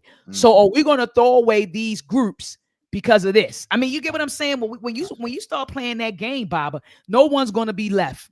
When you start throwing away groups and throwing away people because you found out this or you found out that or this, is nobody going to be left to do the work, because all of us are perfectly flawed. I just wanted to say that, Bob. I just wanted to say that. And it's one group that could commit atrocities and get forgiven every day. And we all know which group that is. That part, Baba. Like you said, that part. Every day.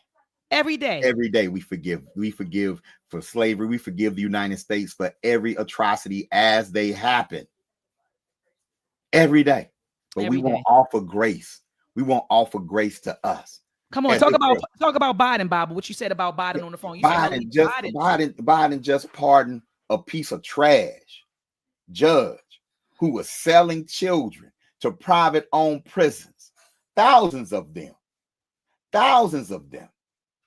To the tune of over $2 million in his pocket, getting kickbacks for private-owned prisons to send them. That's human trafficking.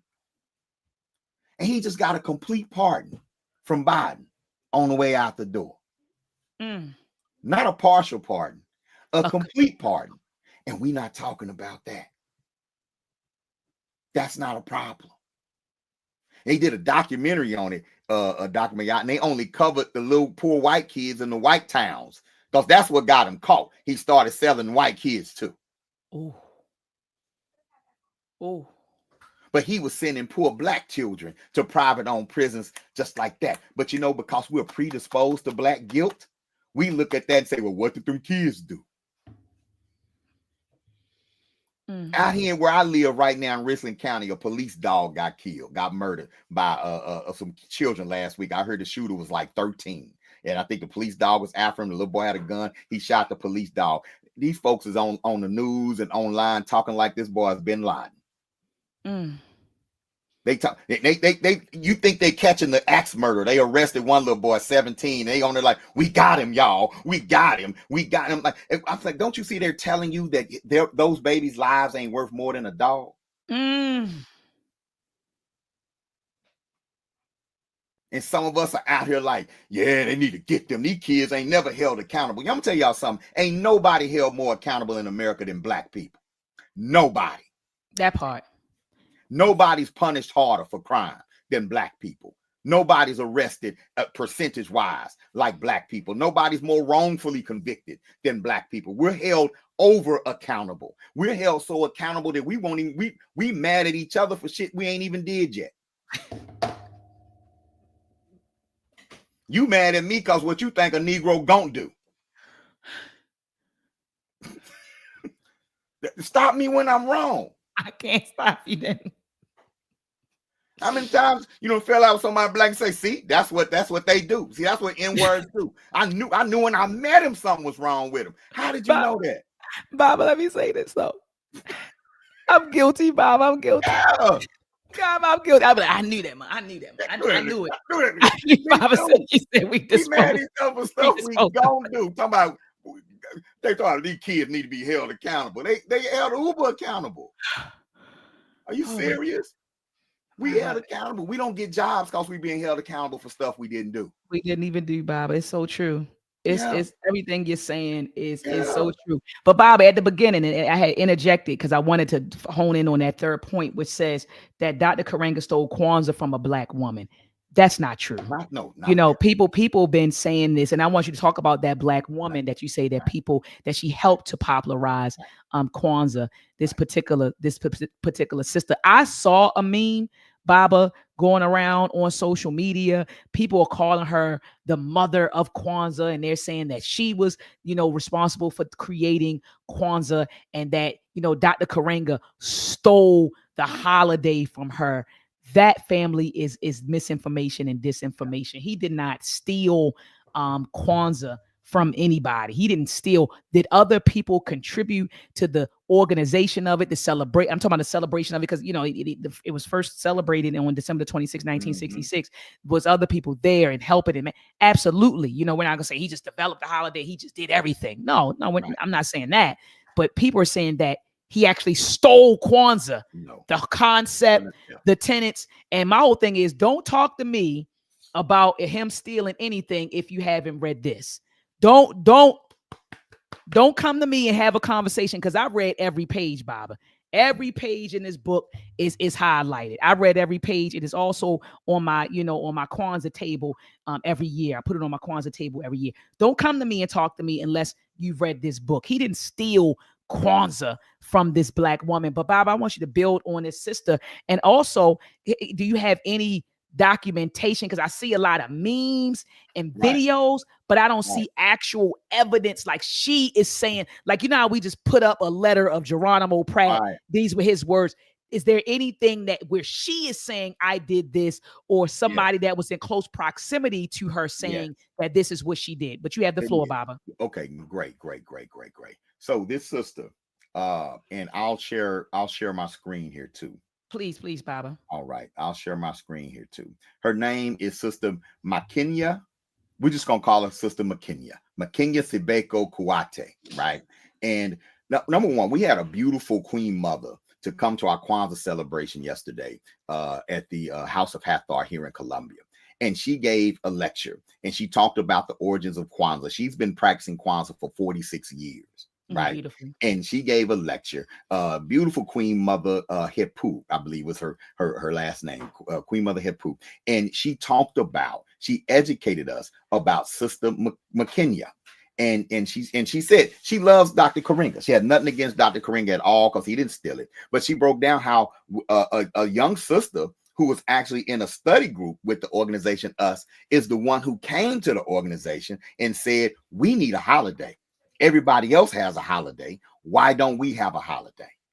Dr. Karenga agreed with her and put a committee together. And the committee went out to study different African festivals from different nations throughout the continent, right? And they came back and converged. Dr. Karenga came up with the name Kwanzaa. And then they developed Nguzo Saba as a group, and that's how the holiday was born. Now, it was under his leadership, but it was a group. Well, it was one particular sister, right, who actually held the first community Kwanzaa celebration in her community in Berkeley. She was a student at the University of Berkeley, or at UCAL Berkeley, and her name was Makenya, Sister Makenya. And I'm going to show this article first, but for scholarship, Dr. Maad, people can go here. All right. Before I show our article. For scholarship, right? You have the Sister Makenya papers, right? And in these papers, right? And you got to go into the and I found the page. Can you enlarge that for me, Baba? Because I'm okay. Yeah, Sister McKinley, Sibo. Yeah, the paper. Okay, all right, there you go. All right, cool. Because this sister was powerful. She was not just the Queen Mother of Kwanzaa.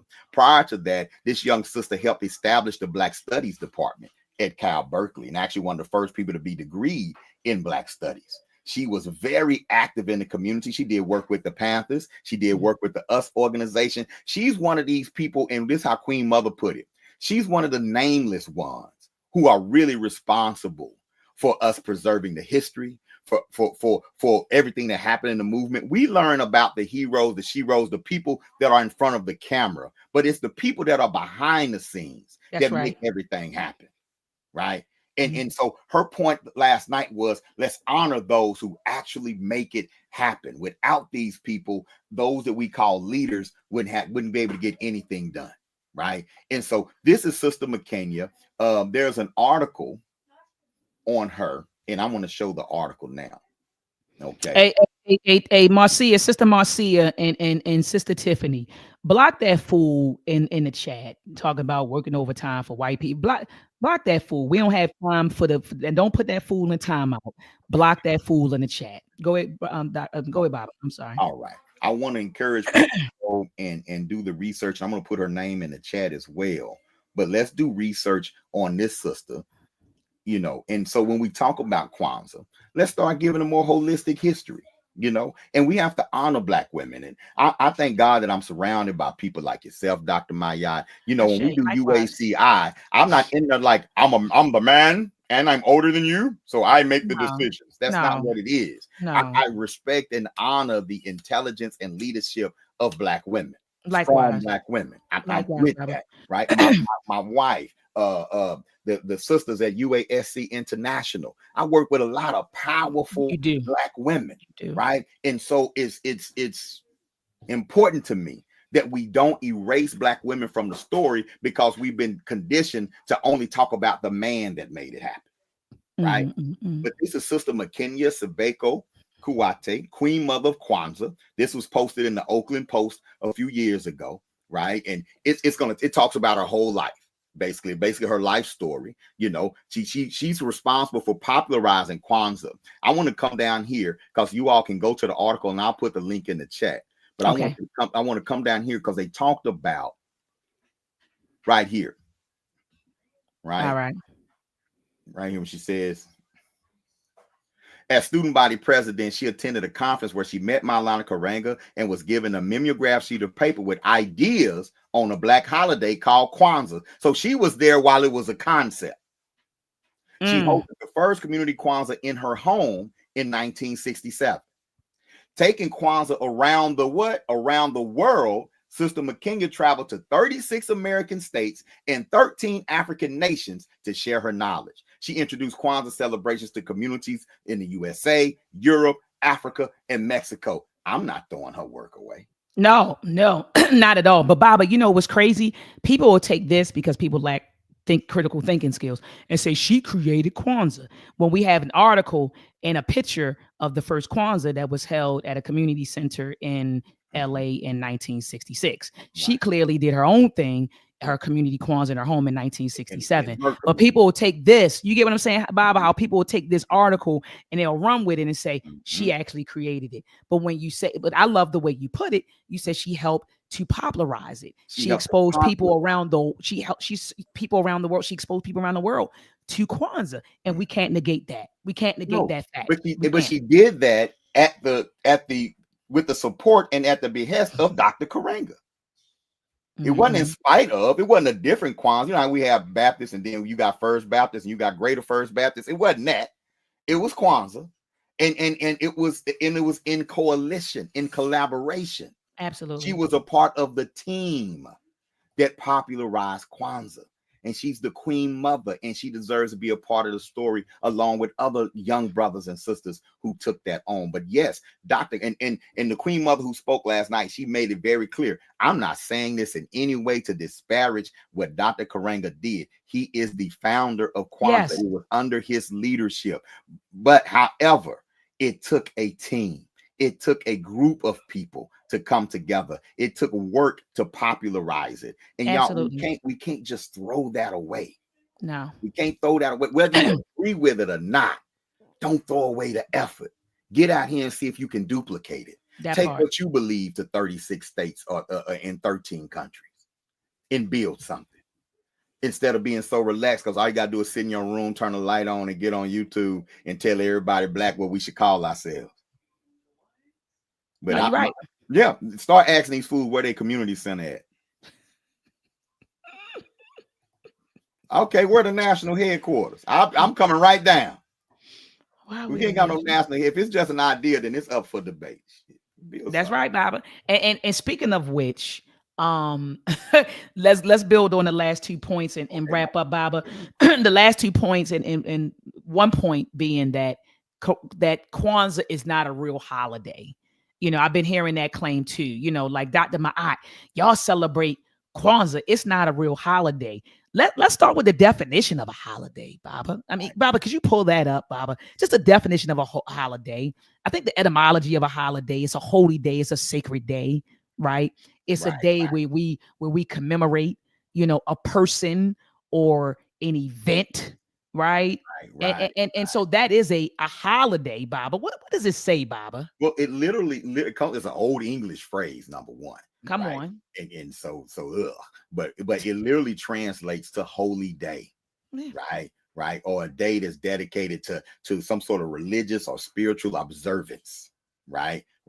And so and it could be a cultural observance as well, but that's what a holy day is. So or a holiday is. So what makes something a holy day or a holiday or something worthy of observance? Who decides that? Right. The people who practice. The people who decide to practice. Exactly, that part, Baba. It's just that simple. When I hear people say Kwanzaa not a real holiday, I just think about all the folks who tell me that the Uhuru Academy High School diploma ain't a real diploma. Right. Because if it's not attached to the system, people don't think it's real.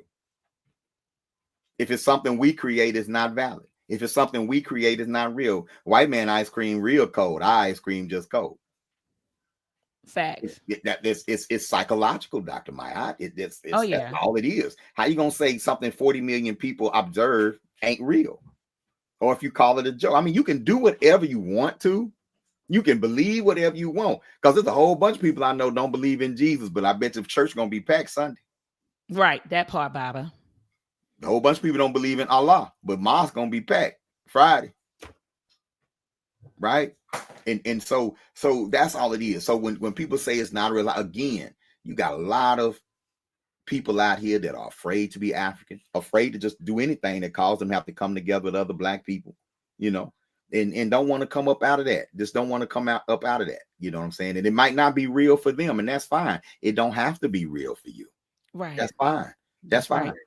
But you're not going to tell me it's not real after I've been celebrating it for all these years and initiated a community-wide Kwanzaa celebration in Fort Worth, Texas, that they still do today. That introduces people, bring people into Black-owned businesses, and I've observed Black-owned businesses in my community get an economic boost during these 7 days.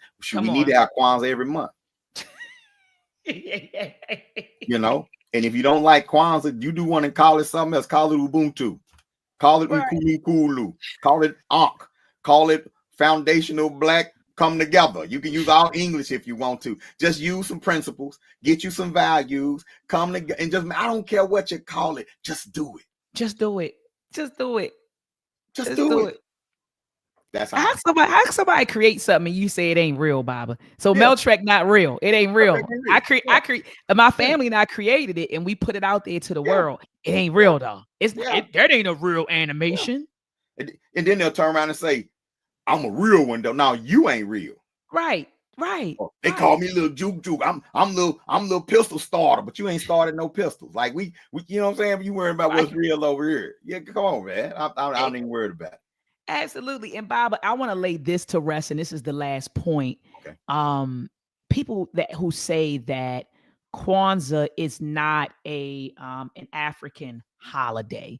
And I want to say this: whatever African people create is African, especially if that person is centering Africa, and that person is African centered. So they're centering Africa in their minds, in their spirits, in their culture, their daily activities.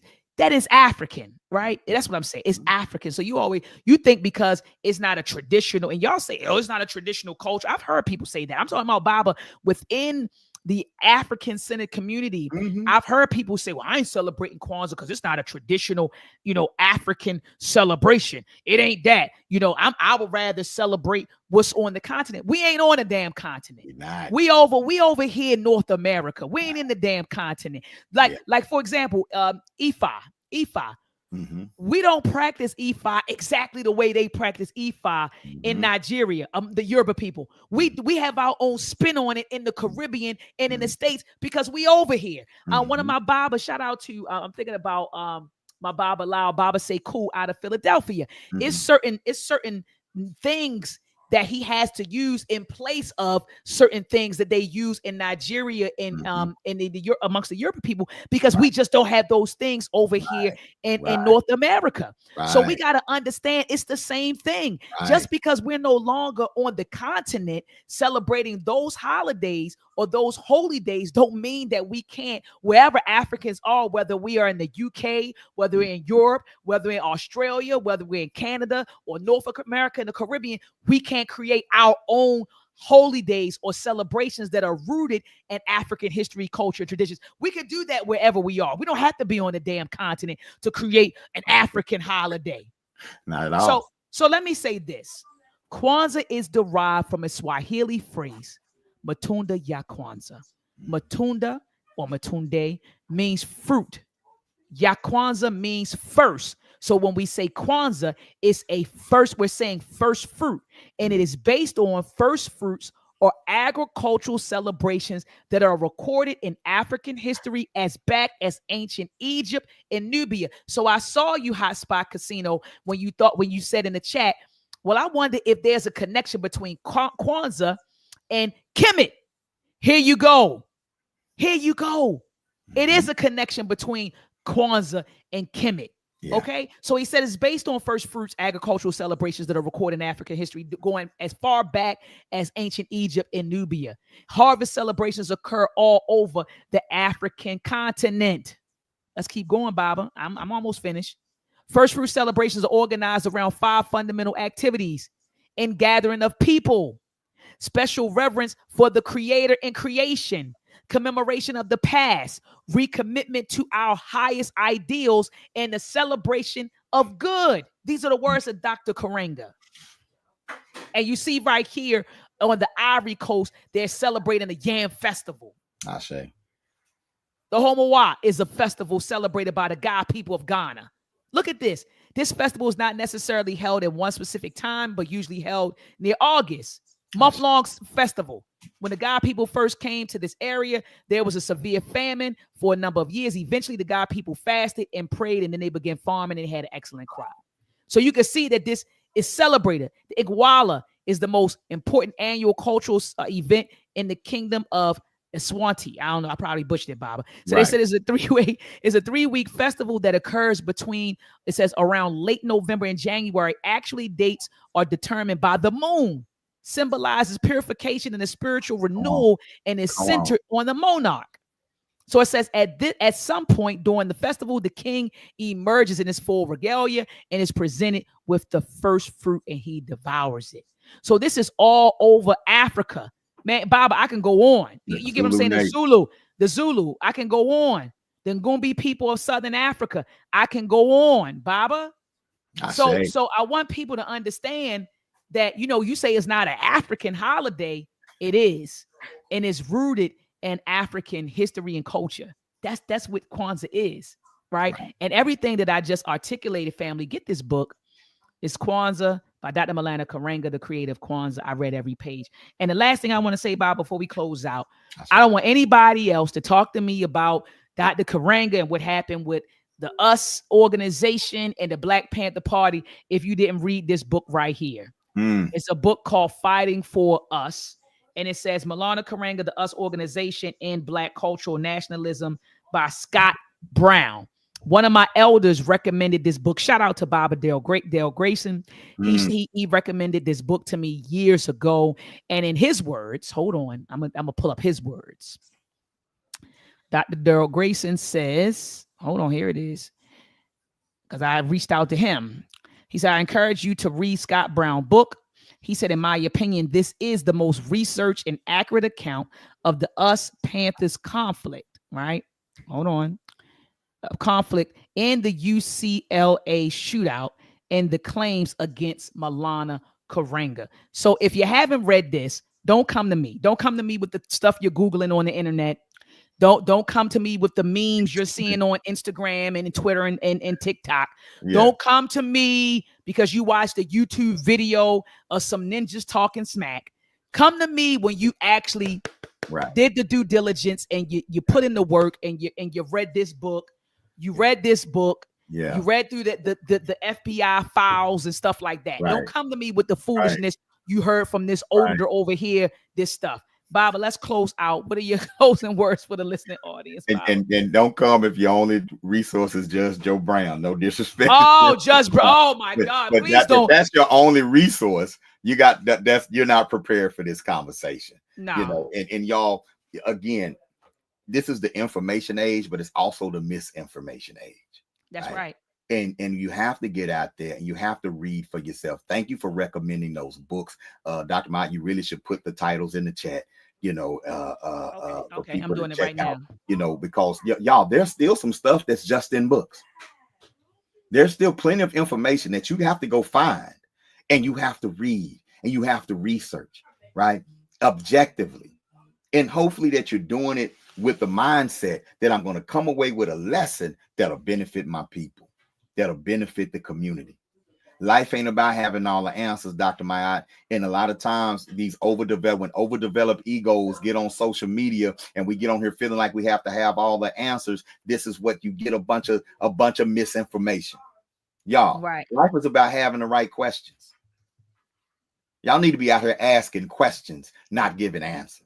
Right. So when Judge Joe or when Tariq, when Dr. Ma'at, Baba Amin, whenever we say something, your next thing shouldn't just be, yeah, that's it. It should be why, where, how, where can I find that out? How can I back that up? Where can I get that? Where do I get that information from? I don't see enough of that in comments. I commend you, Dr. Ma'at, because you pull up literature, you pull up books, you pull up research, but you don't have to. Because as long as you're emotional enough, somebody gonna believe you. That part. I want to challenge people. Going into 20. Let your project 2025 be that you're gonna research. That you're not just gonna believe a personality because they're funny or because you identify with them. That you're gonna do your research. That you're gonna challenge your own thinking in 2025. That's Lord. Somebody named Miss Pearl. She feeling some type of way, Baba. She talking about she tired of it. She want the link. She tired. Come on in, Miss Pearl. I'll put the link in here. Miss Pearl, come on in here. I ain't gonna joke the name, Bob. I was about to say, come on in here, Miss Pearl. And the books family that I talked about, Fighting for Us by Scott Brown. The title was on I put it on the screen. It's in the chat. Miss Pearl, there's the link. She talking about we scared and to defend lies and come and show us your research, Miss Pearl. The beginning of the thing. Miss Pearl, come with your research, Miss Pearl. Come with your receipts, Miss Pearl. You have the floor. I just put the link in the chat, Miss Pearl. Yeah, I just had it. I'm like, wait a minute, Miss Pearl just got here. She said, Marcia Pender, she said, how she late and accusing people of being scared to have the conversation. Exactly. Miss Pearl, okay, Miss Pearl is on. All right, Miss Pearl, I'm getting ready to add you to the screen, Miss Pearl. You have the floor. Please, Miss Pearl, please activate your camera because we don't do, Bob is showing himself. I'm showing myself. If I add you to the screen, I don't just want to hear your voice. I want to see your face. So please activate your camera. Here you go. I'm going to add you to the screen, Miss Pearl. Mm-hmm. There you go, Miss Pearl. You have the floor. Please activate your camera. Okay, the camera doesn't work, but you ain't hear it from me, but Karenga. Hold up, Miss Pearl. Miss Pearl, this is Miss Pearl? Yeah. Don't worry, I have a hard voice, but I'm Miss Pearl. Oh, God, dog, Miss Pearl. Shit. Okay. Hey, don't judge me. No, we're not judging Miss Pearl. It's okay, Miss Pearl. You can't make this shit up. This is only on YouTube. Miss Pearl, do this then. You said your camera. Get your cell phone because StreamYard works well on cell phones too. So get on your cell phone. You can activate the cell phone's on charge right now. But the main thing is we're here to talk about this criminal torturer, Ron Karenga. He is this Kwanzaa is a made-up holiday by an agent. All holidays are made up, Miss Pearl. But this one has no basis of any culture or history is a fake African holiday, and you can laugh, but you can't. Nothing you're saying is accurate, Miss Pearl. But go ahead, because we just addressed this, so I don't know All of what's this was going just on. addressed. This was just addressed, You Miss wasn't Pearl. here. All this was just addressed with scholarship, with facts. Scholarship. Miss Pearl, show us something. So how can you say it wasn't? You show wasn't us here. something, Miss Okay, Pearl. what is Kwanzaa? What language does that come from? We ain't gonna start over. I ain't starting over, Miss Pearl. Why not? Miss Pearl want to be. You're supposed to be scholars. You're supposed to be scholars, right? Catch the replay. I already showed. Scholars, they don't mind tell me saying where it it over. came from. Miss Pearl, where did it come from, Miss Pearl? Yeah, you gotta watch the replay. Well, it didn't come from Africa. That's for sure. Put the language up on the screen. She literally just put the translation. Okay, but sir, you're here now. Let me know, because maybe I didn't see it. Educate me. No, I'm free. I'm free. No, my daughter made me dinner. No, I'm not gonna do that. Okay, so watch the repeat. Hey, Miss Pearl, watch the repeat. Watch the repeat. You forgot the information you put up there. That's why, right?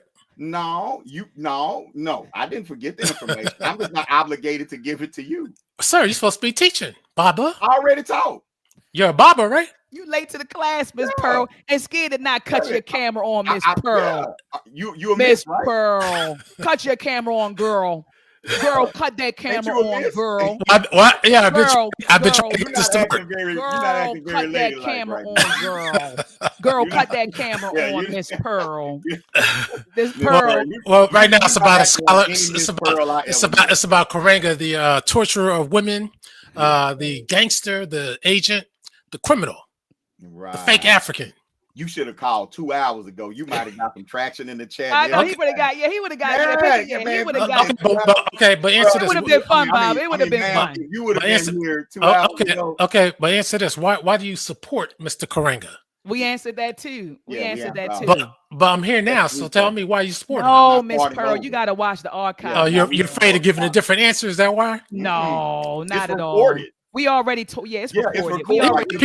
Hell, Farrakhan's been recorded and saying that he killed people, but that he comes back and says that he didn't. He never. Oh, bring that up. Bring it up, Miss Pearl. Bring it up where he said he killed people. Bring that up. Show the clip. Run the clip. Where he says. No. Run it. No. Share your screen. Run the clip. I don't have the clip right now, but when I can quote him. I can quote him when he said, "Was Malcolm your traitor? Was yours?" Oh, I saw that. Okay, so you know what I'm talking about. Oh yeah, and he didn't say he killed. He didn't say he killed people. I tell you who he did kill. He killed. No, let's get back to your first one. I see you want to get that knowledge out of the way. He didn't. Before we get to that, in that clip. But check that out. I'll tell you who he did say he killed. Go ahead and say that.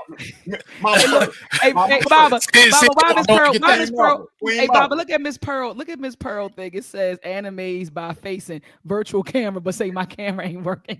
Miss Pearl, I ain't fooling with you. See, they don't want the truth out. Come back. Miss Pearl, come back.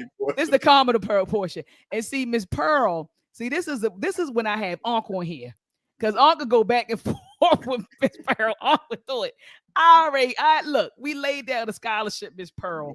So, Miss Pearl, I wish you would have came in earlier with the smoke, man. I wish you would have came in. But go, Miss Pearl, all jokes aside, go back and watch this in the archives, because all of the questions that you have, we've already answered it. And Miss Pearl, I'll be live again either tomorrow or on Tuesday. So feel free to join.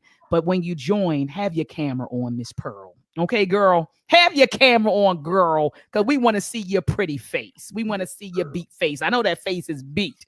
And that hair is snatched. So we want to see it, girl, when you come on, okay? All right, y'all. Oh, man, Baba. But yeah, go ahead to dinner, Baba, with the kids. Love you with the Watoto. Tell the wife and the children I said happy Kwanzaa. And Baba, I thank you for your time, your mind, and your work, Baba. I had fun. I had fun too. This was fun. I never got a chance to really go at one like that, but I'll try to be more disciplined next time. No, it was fun. It was fun. Miss Pearl, you come back in, honey, and don't clutch them pearls the next time you come back in. All right, Baba. Ashe. Peace and love to you, Baba. Peace. All right, family. Thank you all for pulling up on me and Baba. I'm going to show the references again. Miss Pearl, get this reference, okay, girl? If you haven't gotten it, get it before you join the conversation. Just watching YouTube videos and quoting memes is not scholarship on this platform. Read the scholarship by Brown Read it, family. Read it. So anyway, family, I'm gonna let you all go. Thank you for your time, your mind, and your behind. Also, family, make sure that you share this show. Make sure you share this discussion. A lot of information was presented. Bob and I focused on 5 claims that normally circulate during Kwanzaa, right? And I'm just going to reiterate. The first claim is that Dr. Karenga is an FBI informant who was responsible for the murders of Bunchy Carter and John Huggins. Another claim was that he kidnapped and tortured 2 women. Some people say 2, 3, 4. The numbers vary on social media. Another claim is that Kwanzaa is not a real holiday. Another claim is that it's not an African holiday. And hold on, because it was 5 claims, y'all. I feel like I'm missing one. Oh, and that he stole Kwanzaa from a Black woman. We have literally addressed all of those claims. All right. We literally just addressed all of those claims. If you did not catch it, go back and watch it. Share this video, family, before you get out of here. Thumb it up, thumb it up. Also, family, happy Kwanzaa. Peace and Black African excellence.